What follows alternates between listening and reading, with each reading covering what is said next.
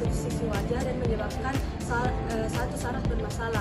Kondisi ini termasuk dalam kelemahan wajah tipe lower motor neuron yang merupakan inflamasi yang dapat sembuh sendiri. Insiden terjadinya Bell's palsy sebesar 20 sampai 30 kasus dari 100.000 orang. Nah, Bell's palsy ini ditemukan pada 75% kasus paralisis saraf wajah yang akut. Nah, insiden terjadinya Bell's palsy ini dapat terjadi pada semua rentang usia, baik wanita maupun pria. Di Indonesia sendiri, prevalensi Bell's palsy tertinggi menemukan 19,55% kasus Bell's palsy berasal dari kasus neuropati dengan kejadian paling sering terjadi pada usia 20 sampai 60. Ya, baik, untuk etiologi Bell's palsy itu belum diketahui secara pasti, namun ada 3 kejadian yang dikaitkan dengan Bell's palsy. Yang pertama itu infeksi virus seperti varicella zoster dan juga herpes simplex tipe 1. Nah, ketika sistem kekebalan tubuh menurun dan herpes simplex tipe 1 ini menginfeksi tubuh, maka dia akan menginfeksi saraf wajah yang akan mengakibatkan penebalan saraf yang mengarah pada kelemahan dan kelumpuhan.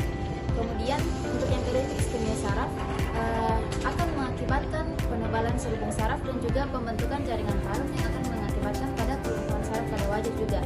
Dan yang terakhir itu ada autoimun. Nah, autoimun dia ini mengenali saraf kranial ini sebagai jaringan asing, sehingga dia akan menyerang saraf tersebut. Dan ini dibarengi juga dengan penurunan limfosit T suppressor dan juga peningkatan limfosit B, interleukin 1 dan 6, serta tumor nekrosis alfa. Dan juga penyebab idiopatik lainnya itu dapat terjadi karena paparan suhu yang dingin.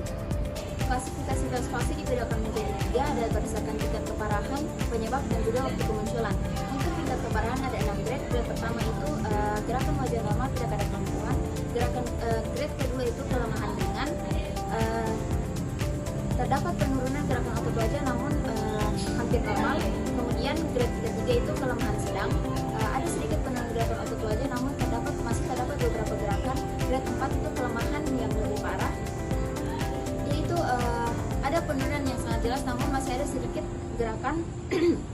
Kemudian yang kelima itu grade 5 itu grade kelemahan parah, di mana gerakan otot wajah itu hampir tidak terlihat namun masih ada sedikit gerakan. Dan yang grade terakhir itu grade 6 sudah tidak ada gerakan otot wajah. Kemudian untuk berdasarkan penyebabnya itu ada yang pertama idiopatik, tidak diketahui penyebabnya.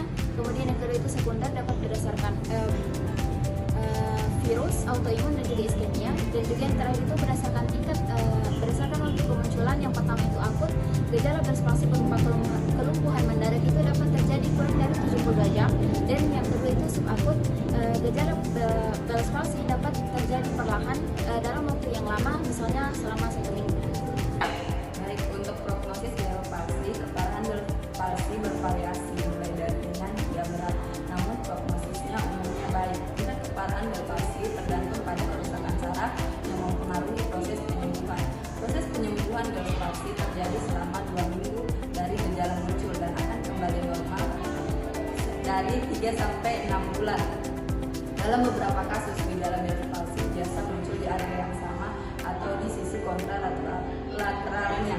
Adapun manifestasi klinis pada Bell's palsy yaitu kerutan dahi hilang, kelemahan kelopak mata, mata kering, epipora, paralisis atau kelemahan pada wajah, kelemahan ujung mulut, mulut kering, dan perubahan sensasi pengucapan. Untuk diagnosis penting pada kasus Bell's palsy, yang pertama ada kasus sindrom Ramsay-Hunt. Itu adalah penyakit gangguan saraf yang dapat menimbulkan gejala berupa kelumpuhan saraf wajah dan juga munculnya ruam pada telinga dan mulut. Kemudian yang kedua itu ada multiple sclerosis, yaitu gangguan pada otak, mata, dan tulang belakang yang dapat menimbulkan gejala berupa gangguan gerakan tubuh, gangguan pada penglihatan, dan juga kesulitan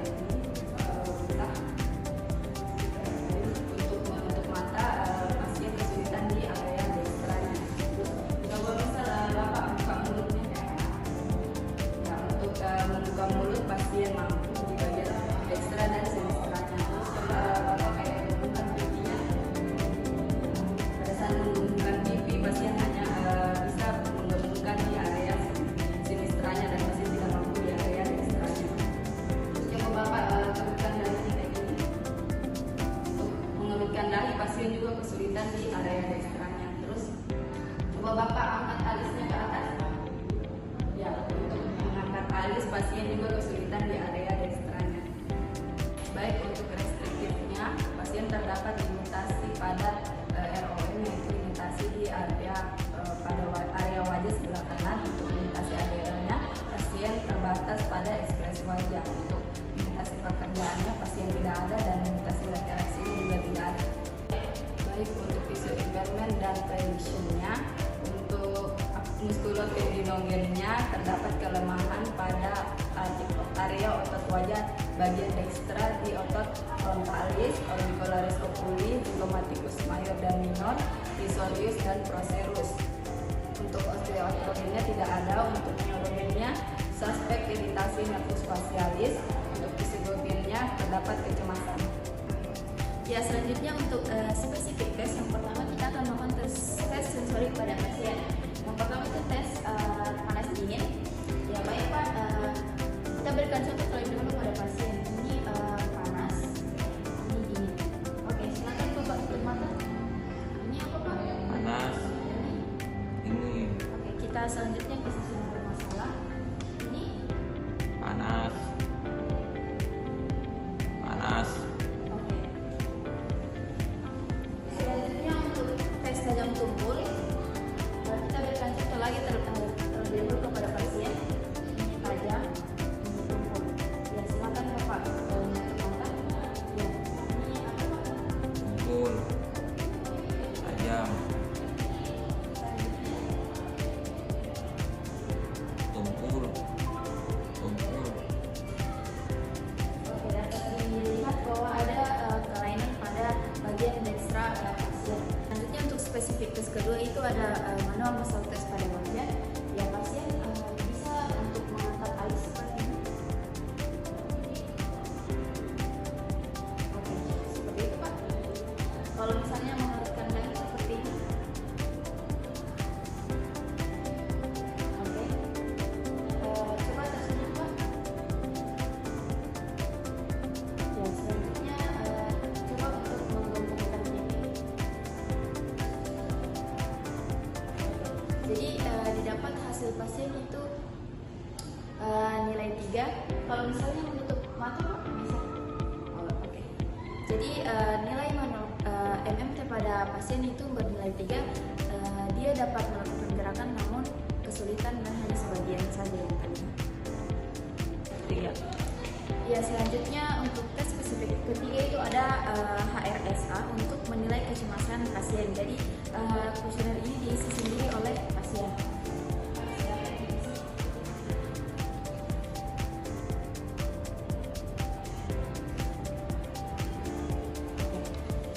Jadi didapatkan untuk hasil dari HRSA pasien itu dengan nilai 15, yaitu adanya kecemasan ringan. Untuk diagnosisnya yaitu gangguan fungsional wajah atau ekspresi wajah akibat kelemahan otot wajah dekstra dan kausal berspasi.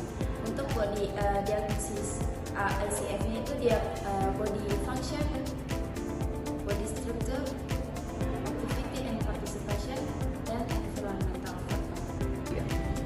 Adapun problem fisioterapi yang didapatkan yaitu yang pertama, problem primer, adanya kelemahan pada otot wajah bagian dekstra, problem sekunder, kecemasan dan juga keasimetrisan milik, dan problem kompleks yaitu limitasi ADL bagian wajah dekstra.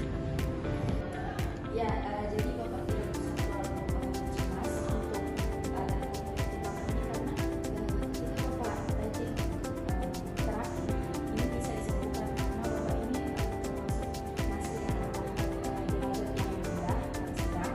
Jadi bisa misalnya Bapak rajin terapi, rajin untuk melakukan program yang diberikan itu bisa membantu kesembuhan untuk lebih cepat. Ya, baik untuk intervensi selanjutnya yaitu preliminary exercise, yang dimana kita berikan infrared di area yang mengalami kelemahan. Karena pasien mengalami kelemahan di area sebelah kanan, jadi kita berikan infrared di sebelah kanan. Untuk waktunya itu selama 10 menit dengan jarak 45 cm dan teknik lompat. Tapi Pak, saya tutup di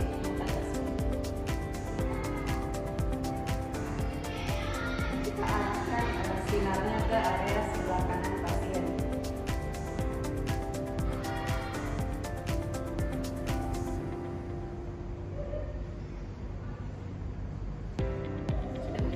Untuk stretching exercise kita memberikan 8 sampai 10 kali pengulangan selama 2 atau sampai 3 menit. Karena jumlahnya ingin menarik.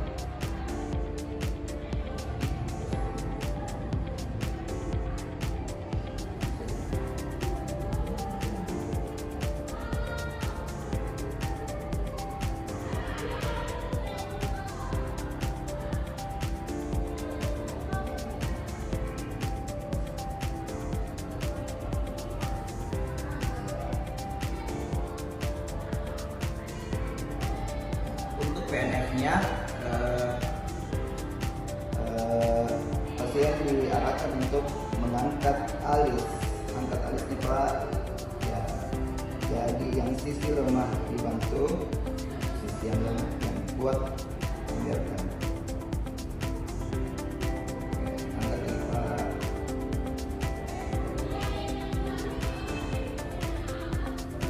Angkat lagi.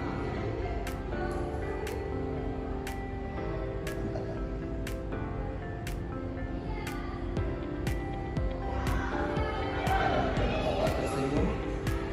Oke, kembali. Senyum lagi. Oke, kembali. Senyum lagi.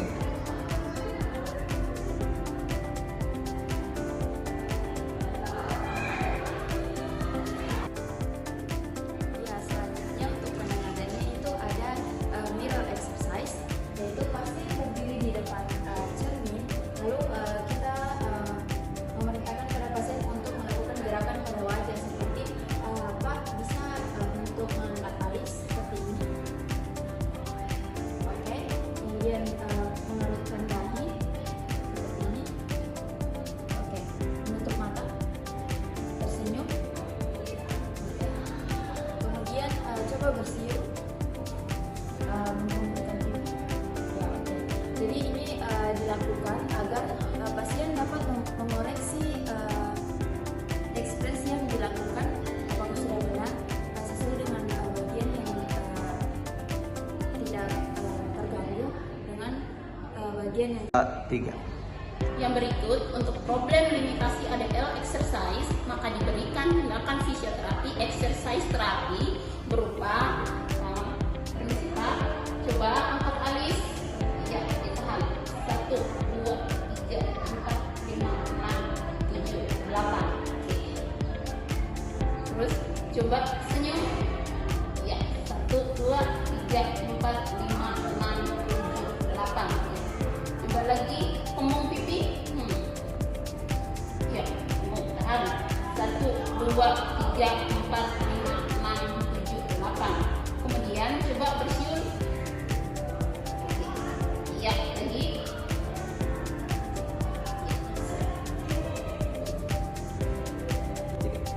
Yang berikut untuk evaluasi fisioterapi. Yang pertama, dengan problem fisioterapi kelemahan otot wajah dengan parameter Nancy Berman Scale didapatkan hasil sebelum otot wajah bagian dekstra itu nilainya 1. Setelah itu otot wajah bagian dekstra didapatkan nilai 3 dengan interpretasi terdapat peningkatan kekuatan di beberapa otot. Yang kedua, dengan problem kecemasan dengan parameter HRSA didapatkan sebelumnya itu 15, setelah itu 10 interpretasi terdapat penurunan kecemasan. Adapun modifikasi pada Bell's palsy, yaitu kita arahkan pasien untuk melakukan mirror exercise dengan mengucapkan huruf vokal seperti A, I, U, E, O. Jadi latihannya di depan cermin, pasien mengucapkan huruf vokal A, I, U, E, O. Dan latihan modifikasi selanjutnya yaitu mengekspresikan wajah dengan memberi tahanan. Jadi pasien contoh mengangkat alis dengan menahan kedua tangannya. Selanjutnya untuk kolaborasi ketika penyakit Bell's palsy datang lagi, dianjurkan pasien untuk konsultasi ke dokter neuro